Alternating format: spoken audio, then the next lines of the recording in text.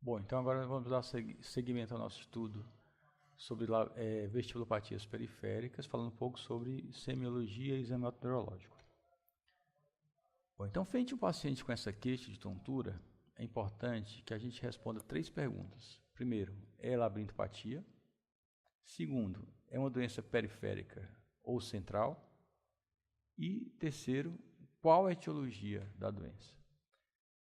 O médico generalista tem por obrigação responder as 2 primeiras.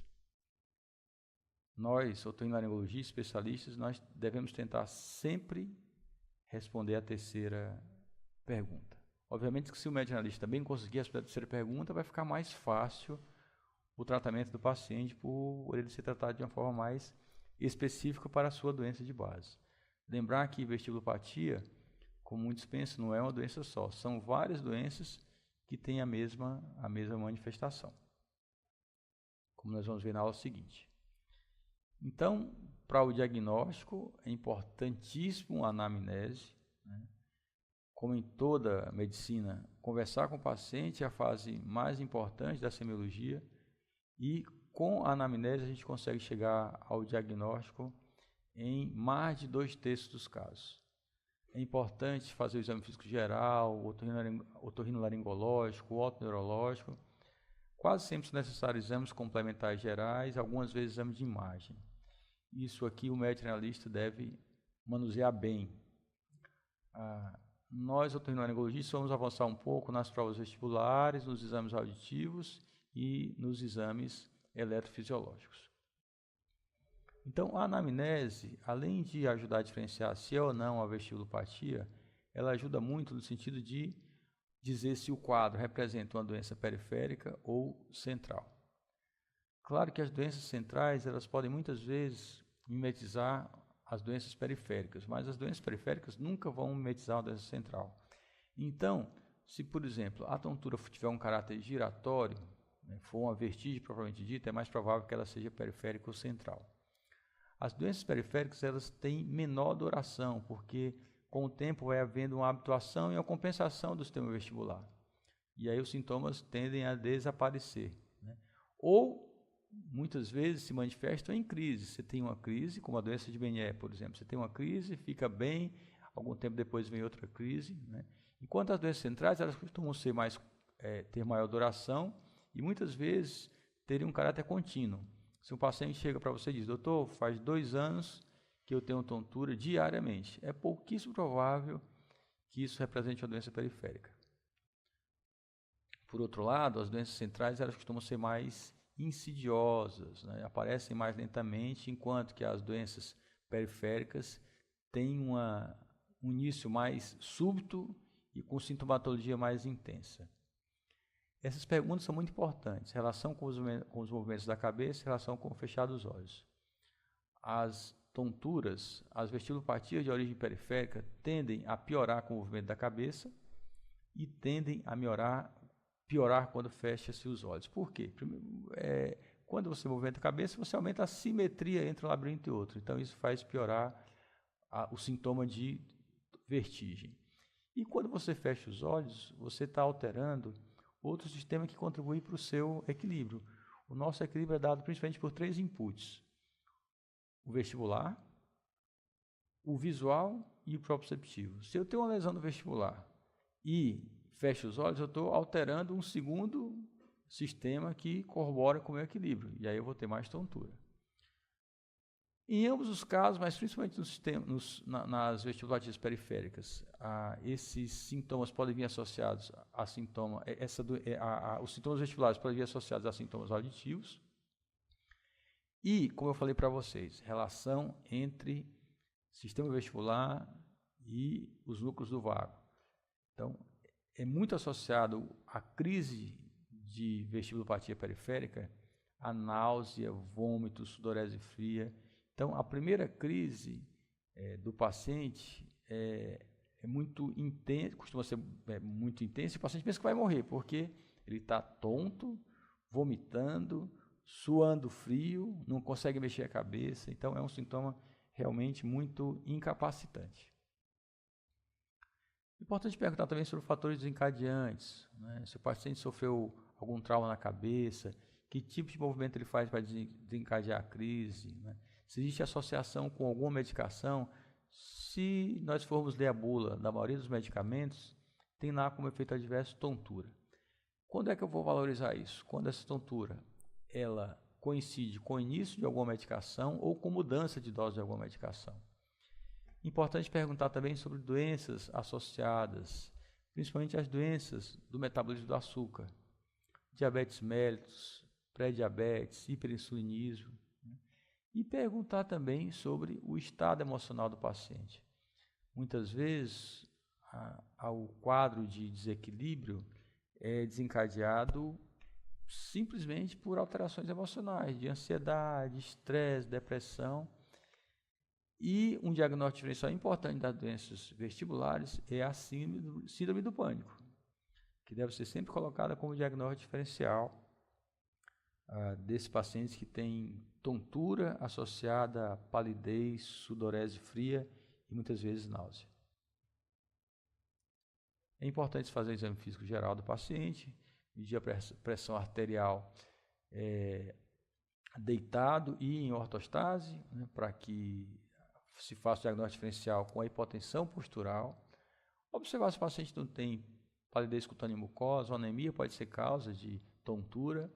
Uma ausculta cardíaca bem feita, procurando alterações cardíacas relativas à insuficiência cardíaca ou mesmo arritmias cardíacas que possam confundir com o quadro vestibular. E, obviamente, o exame otorrinolaringológico, em especial a otoscopia, que deve ser realizada com cuidado em todos os pacientes, na tentativa de identificar doenças da orelha média que possam repercutir sobre a orelha interna, como, por exemplo, a otite média crônica ou esteatomatose, que pode levar a erosão, lesão da orelha interna e ser causa de vestibulopatia. O exame otoneurológico é fundamental e aí ele vai consistir da pesquisa do nistagmo, da pesquisa de pares cranianos, equilíbrio estático, dinâmico e provas cerebelares. O nistagmo, então, nem sempre ele é visível dessa forma, né? Aqui se tem um nistagmo bem visível batendo para o lado esquerdo. Vocês podem notar que a componente rápida bate para o lado esquerdo. Então, se faz a pesquisa do nistagmo espontâneo e semi-espontâneo. O nistagmo espontâneo é feito com o paciente olhando para um objeto ou com o olhar perdido no fundo da sala. E o semi-espontâneo pedindo para o paciente acompanhar um objeto qualquer, uma caneta, por exemplo, nas várias direções, direita, esquerda, acima e abaixo, só que no máximo 30 graus do centro da cabeça, com variação de 30 graus do eixo central da cabeça, porque variações maiores podem levar a nistagmos sem necessariamente serem esses nistagmos patológicos. Então, o nistagmo também vai ajudar a diferenciar se é um quadro periférico ou central. Então, o nistagmo periférico ele costuma ter latência, ser unidirecional, fatigável e ter as mais diversas direções. Ele pode ser horizontal, bater nesse sentido, horizontal rotatório, além de bater no sentido horizontal, o olho, lembrar que o olho é a esfera, ele tem um movimento em torno do seu eixo. Pode ser só rotatório, com movimento em torno do seu eixo, e pode ser um movimento, ao invés de horizontal, oblíquo. Tudo isso pode apresentar um nistagmo periférico. Já o nistagmo central, ele pode não ter latência nenhuma, ou seja, movimento o olho para a direita, ele está sempre batendo, para a esquerda está sempre batendo. Ele pode ser muito direcional, quando eu viro o olho para a direita, ele bate para a direita, quando eu viro o olho para a esquerda, ele bate para a esquerda, isso é um sinal central. Ele pode ser não fatigável, o nistagmo periférico ele tende a bater um tempinho e depois ir parando lentamente, ir parando aos poucos e depois para, né? Eu deixo de perceber o nistagmo. O central ele pode ser, não parar de bater. Eu posso ter um nistagmo dissociado. O que é isso? Um olho batendo em uma direção e o outro olho batendo em direção contrária. Eu posso ter um nistagmo alternante. No começo da consulta está batendo para a direita, no final da consulta está batendo para a esquerda. Ele pode ser unilateral e a única direção com raríssimas exceções que pode significar um nistagmo central é a direção de nistagmo vertical. Então, fazer uma pesquisa de pares cranianos completa, e aí eu não vou me detalhar de como é feita essa pesquisa, vocês estudaram bem isso na semiologia neurológica. Então, na avaliação do equilíbrio, uma prova de equilíbrio estático muito importante é o Romberg, em que o paciente ele fica em uma posição com as mãos que podem ficar ao lado do corpo ou centralizadas, fazendo uma atividade mental. Eu, por exemplo, peço para o paciente contar em ordem decrescente a partir de 100, para que ele não controle o próprio equilíbrio. E o que a gente observa nas doenças periféricas é uma lateropulsão para o lado mais hipotônico. Lembrar, na aula de semiologia, que nós mostramos que há uma ligação entre os núcleos vestibulares e a musculatura de um dimídio do corpo através do feixe vestíbulo espinhal. Então, quando o labirinto está pouco funcionante de um lado, eu tenho uma hipotonia da musculatura desse lado que faz com que o paciente caia para aquele lado em que o labirinto está menos funcionante. Então, esse é o Romberg. Quando o Romberg é negativo, se pode fazer o Romberg sensibilizado, em que você pode que o paciente, por exemplo, está um pé na frente do outro, e esse chama-se Romberg Barré, e ver se essa lateropulsão se inicia. Então, isso é feito com os olhos fechados, mãos do lado do corpo, e espero pelo menos 1 minuto, porque o paciente, o Romberg, ele pode ter uma latência, né? E não iniciar assim que o paciente é posto em posição. Então, eu espero mais ou menos 1 minuto para ver o resultado da prova. A outra prova, essa já de equilíbrio dinâmico, muito sensível e específico para a doença vestibular, é o Unterberg, em que o paciente é colocado na superfície plana, braços estendidos, e começa a marchar no mesmo lugar.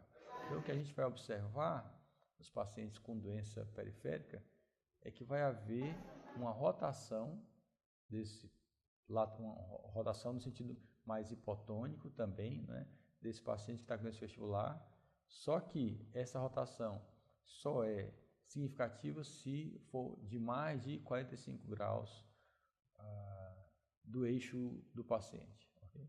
Então, essa prova é uma prova muito importante.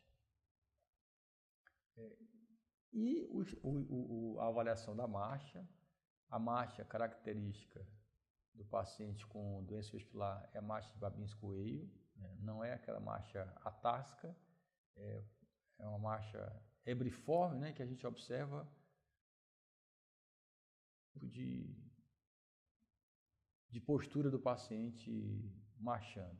Então, se a gente fosse desenhar uma estrela do traçado que o paciente faz, desenhar um traçado da imagem que o paciente desenharia no chão com a marcha, seria então, a gente conseguiria desenhar uma estrela no chão, por isso que é chamada também de marcha em estrela. Né? Aqui mais uma vez para vocês identificarem como é a marcha do paciente com doença vestibular.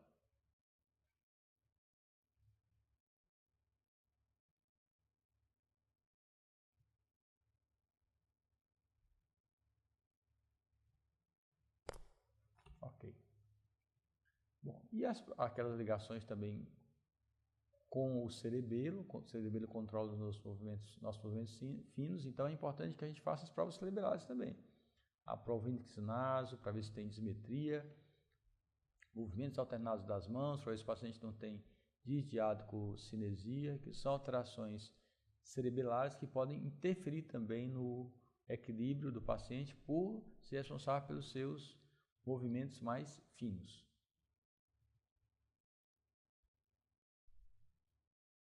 Quanto aos exames complementares, o exame mais específico para doença vestibular é a vectoeletronistagmografia, que faz exatamente um estudo gráfico da presença do nistagmo, seja o nistagmo espontâneo e semi-espontâneo, como a gente viu lá na semiologia, ou através de estímulos rotacionais, estímulos optocinéticos, ou estímulos calóricos, né? Então, esse estímulo calórico ele vai promover um estímulo vestibular. Então, por exemplo, se eu jogo água quente, né, ou ar quente na orelha direita do paciente, eu vou promover uma estimulação positiva do labirinto. Como a gente viu na aula de anatomofisiopatologia, se eu tenho um estímulo positivo, eu tenho um destaque batendo para o mesmo lado. Já o estímulo frio vai inibir o labirinto desse lado direito. E aí eu vou ter um destaque batendo para o lado oposto. Então, através de eletrodos colocados próximo aos olhos do paciente, eu consigo fazer um registro gráfico do nistagmo, inclusive observar a presença do nistagmo com o olho fechado. Então, é um exame mais sensível e específico para avaliar a função vestibular. E, obviamente, sempre solicitar uma avaliação auditiva pela ligação entre a doença vestibular e a doença coclear. Então, sempre pedir uma avaliação auditiva desses pacientes. O BERA, né, que é Brainstem Evoked Response Audiometry, é um exame em que eu devo solicitar toda vez que suspeitar de uma lesão retrococlear, ou seja, uma lesão que comprometa o nervo vestíbulo coclear ou o tronco encefálico, ou seja, lesões, não diria centrais, porque quando é somente do nervo ela continua sendo periférica, mas as lesões que a gente chama de retrococleares. Então o BERA, ele é como se fosse um eletrocefalograma da via auditiva, em que ele vai mostrar essas ondas que representam a passagem do estímulo por cada trecho da via auditiva, sendo a onda 1 o núcleo coclear e a onda 5 o colículo inferior. Então, por exemplo, quando eu tenho uma lesão desmielinizante, um tumor, ou essas ondas desaparecem, ou o estímulo retarda para chegar do nervo auditivo até o colículo inferior. E aí eu tenho uma ideia que está havendo alguma lesão, e aí eu vou complementar isso aí, esse estudo com o exame de imagem, né? Entre os exames complementares gerais, esses exames devem ser sempre solicitados nos pacientes adultos para avaliar alterações que possam estar corroborando ou serem a causa de doença vestibular, hormônio ovariano e exames de autoimunidade naqueles casos em que a história clínica ou o exame físico sugiram uma alteração dessas estruturas que possam estar relacionadas à doença vestibular. Muito importante hoje, curva glicêmica e insulinêmica de 3 horas. A insulina, ela em grandes concentrações, ela é tóxica para o labirinto. Então, aqueles pacientes que têm diabetes, pré-diabetes, resistência aumentada à insulina, têm maior tendência a terem doença vestibular. E, por fim, os exames de imagem, né? O BERA foi feito, suspeitou de uma lesão retrococlear, então, obrigatoriamente, eu tenho que solicitar o exame de ressonância magnética nuclear de fossa posterior. Mostra, nesse caso, por exemplo, um grande tumor, um grande fenômeno vestibular, acometendo, inclusive, com compressão já do tronco encefálico. E quando a suspeita da lesão é a lesão do osso, aí não, o melhor exame é a tomografia, como nesse caso, um ouvido normal desse lado, uma orelha normal desse lado, e do outro lado, uma grande erosão, tanto de orelha média quanto de orelha interna, para um imenso colesteatoma. Então, para lesões ósseas, o melhor exame é a tomografia, para lesões de partes moles, o melhor exame é a ressonância.